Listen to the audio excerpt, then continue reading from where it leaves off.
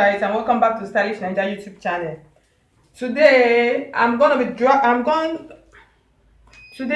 be making a floating shoulder vest for you. So you could see the picture up there. This kind of shoulder vest, floating shoulder vest, you could use it for various projects. You could use it for a gown, you could use it for a skirt and blouse, you could use it for literally anything. So right here I have my basic bodice pattern, the half bodice. So that's what I'm going to be using for this project. So if you are new to my channel, you're welcome. If you have not subscribe, like my video. If you find this video helpful that I'm about to do, please do not hesitate to hit on the like button. And then thanks to all of my ardent followers, my subscribers, I really appreciate you guys. So now, and this is a subscribers request, so it's a series. So you go on Facebook or on Instagram at Stylish Naija and drop your pictures that if you're having difficulties with any style that you actually want to find out how to make. You just go on Instagram, Facebook, and drop the picture for me. Please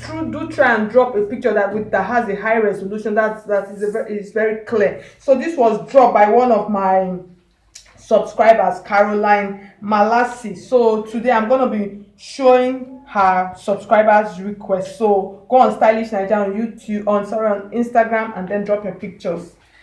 So let's go. So I have my bodice pattern for this kind of floating vest, like you could see the picture of. Like I did a series of necklines, so I'm going to be using the both neckline. That is what you use for this kind of vest, for this kind of floating shoulder. You use the bathil, you can call it bathil, you can call it boat neck. So that's what I'm going to be doing. So this is the back and the front, so I'm going to be drafting both of them together. So with this, I have the bodies that I have here. The shoulder measurement is 15 inches, so that's what I'm going to be using for this project. So this is 15 inches. So in doing the boat neck, I'll first of all start with the boat neck. In doing this boat neck, what I'm going to be reducing from the shoulder, I'm going to be reducing between 1.5 inches, 1.5 inch to 2 inch from the shoulder measurement. So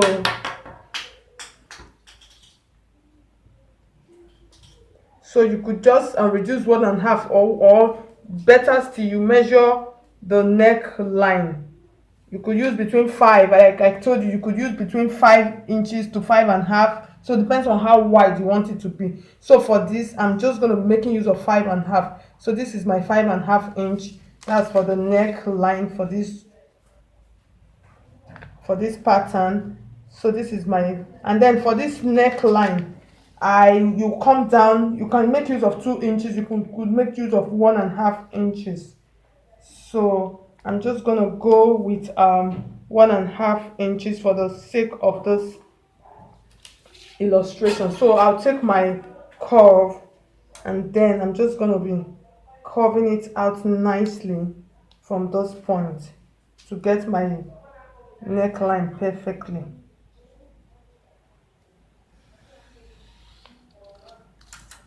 So this is my boat neck, so I'll just cut it out now. Cut the back and the front together.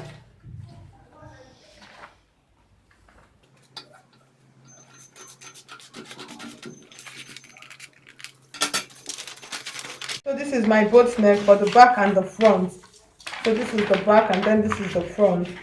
So the next thing I'm going to be doing now, I'm just going to be taping both of them together. I'm just going to be taping one part of my shoulder together because I'm still going to be working on this part. So I'm just going to stitch the shoulder together on this side, and then I'll continue with this side. So this side, I'm still going to be elongating it a bit.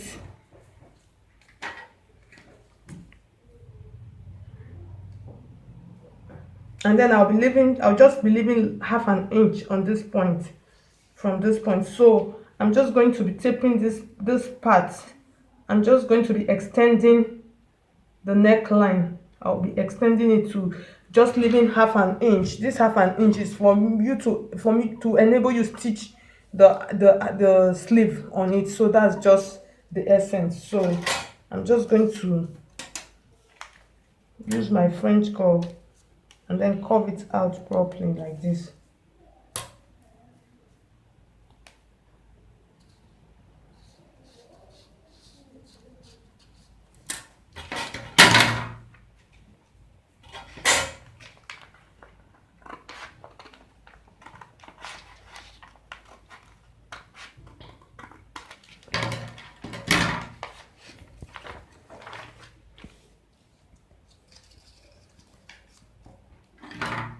Make sure to blend it, make sure it's straight, it's well curved.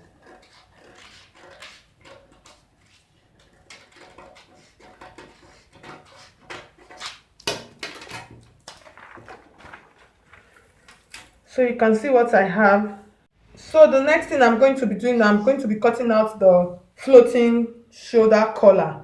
So in doing this, you could decide to do this in two ways. You could decide to cut it single, that's you cut one for the front and then cut a second one for the back, and then you join it together at the shoulder line. Or you could decide to make it like a round cape that you don't have to join it. So all you have to do is at the end you just turn it from the neckline and then it falls on it. So I'm going to be showing you how to do the one that you don't have to join it on the shoulder line, that you make it like a cape and it will fall on it. So in doing that, I have my pattern paper here again.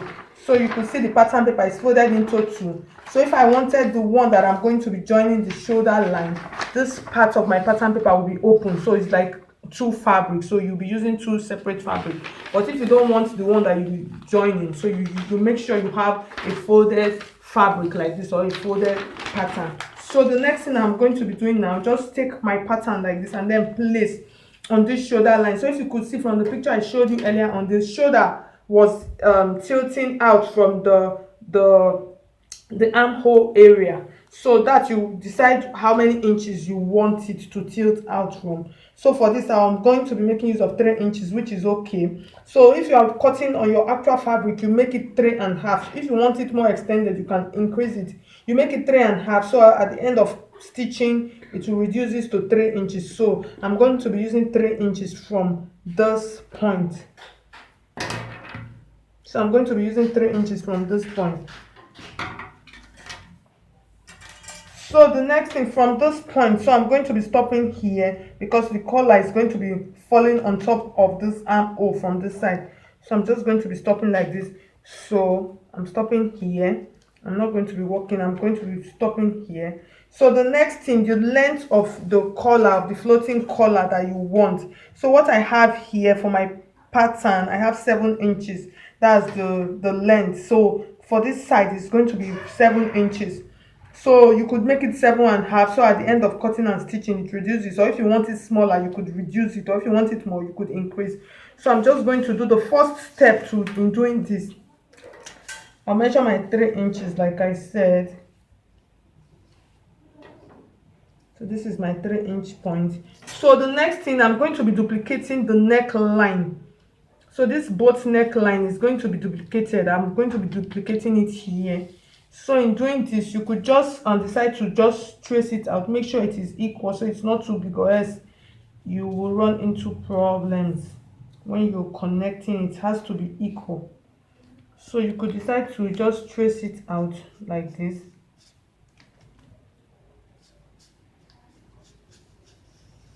And then you cut out. So I'm just going to be cutting it out straight.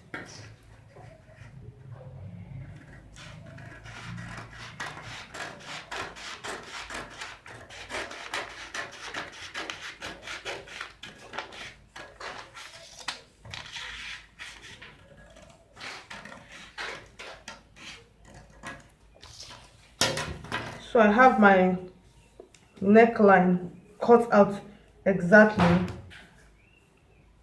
So the next thing I'm going to be doing now, I'm going to be, for this point, I'm just going to be cutting my paper. That's my pattern paper. I'm going to be cutting it from this point, so I know where to stop. So I'll cut it out and then work with what I have here.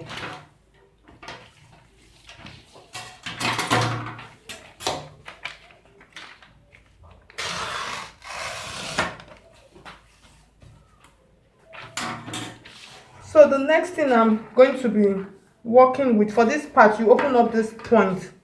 For this point, you open up this point, because it's going to be open from this side. So the next thing I'll do now, from this point, so it depends on, like I told you, from this point now, I'm going to be making an arc from this point to this point. So that's what I'm going to be doing now. I'm making an arc. So this, you could decide to do it in any way. If you have curve, you could decide to use curve. So I'm just going to be coming from those points. That's the shoulder point. I'm just going to be marking like this, and then as I go along the midpoint, so I'll know where to stop where I will start increasing. That's where I'll start coming down. So I'm going to come this point. I'll mark 3.5 inch. So it depends on you. So you could just bring your artistic skills to work. Here I'm coming to this point, which is 7 inch, my 7 inch point. That is where I'm coming to. So I'll use dotted lines to make it easier. So if I don't like what I see, I could decide to still work on it, since this is a pattern. So you could play around with it.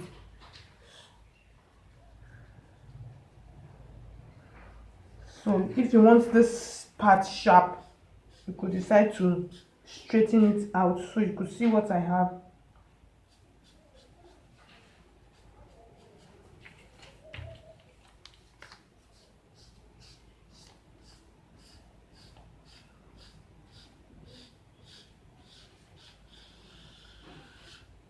So you could see what I have. I think what I have, I like what I have. So I'm just going to cut it out. I'll cut it out. Before I cut out, I'll still check it. It's better for me to check it to make sure I like the outcome of what I have. So I think it's okay. I think it's okay. This point, I'm still going to be straightening out this point. I'll straighten it out. I'll straighten out this point. So I think it's okay. I think I like what I have. So I'll cut it out. Now if you feel this part is not tilted, you could decide to increase it. So it depends on what you want. So I'm just going to do this now.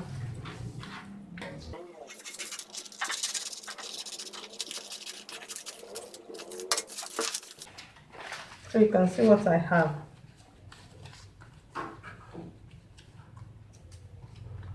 So this part, I'll stick it to it so you understand what I'm doing. So this part, I'm just going to trim out this point.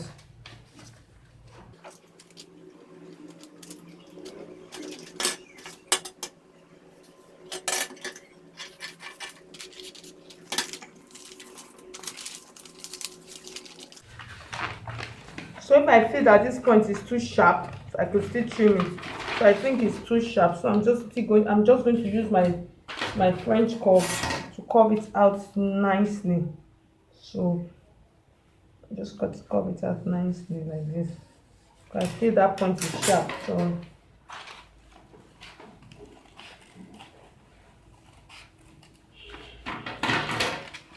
So you can see what I have now. So at the end of the day, when fixing it, you just take it like this. You make two copies of this, and then you sew and turn. So you know how we do it.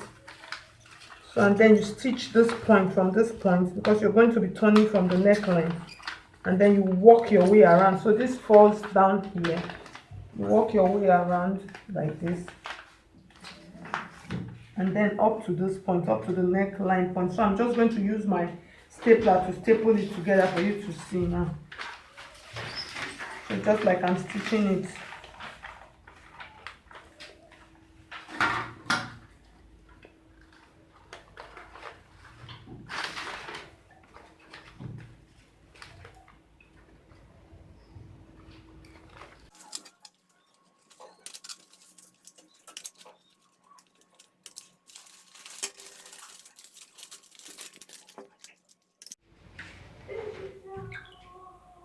So guys, this is it. So this is how you